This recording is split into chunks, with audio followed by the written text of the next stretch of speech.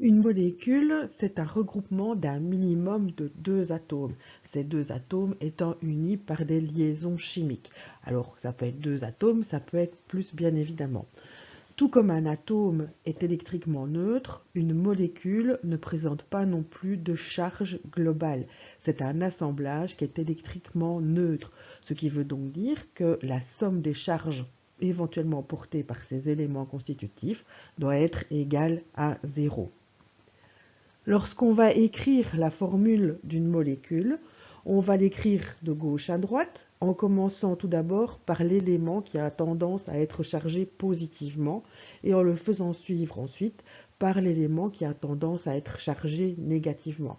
Donc la molécule commence par l'élément plus et se poursuit par l'élément moins.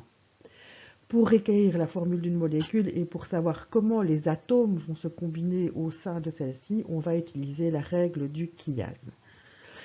La première étape de cette règle, c'est d'écrire les atomes ou les groupements dans le bon ordre. Par exemple, si je prends une molécule qui sera constituée de magnésium et de chlore, Mg et Cl, le magnésium appartient à la famille 2, donc a tendance à avoir une charge 2+, quand elle s'ionise, tandis que le chlore appartient à la famille 7 et a donc tendance à avoir une charge -1 lorsqu'il s'ionise. Autrement dit, on met d'abord le magnésium, qui a la charge +2, suivi du chlore, qui a la charge -1. Mes atomes sont écrits dans le bon ordre. J'écris en dessous de ceux-ci leur nombre d'oxydation. Je viens de vous les donner. Le magnésium famille 2, il a donc un nombre d'oxydation de +2.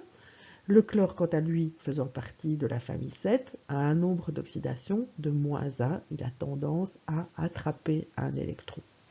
Une fois que ces nombres d'oxydation sont écrits en dessous des atomes, je vais croiser les valeurs de ces nombres d'oxydation et les mettre en indice des symboles des atomes, en chiffres arabes et plus en chiffres romains, et en supprimant les signes des charges, plus et moins. Par ici, je vais donc avoir, pour mon exemple, MgCl.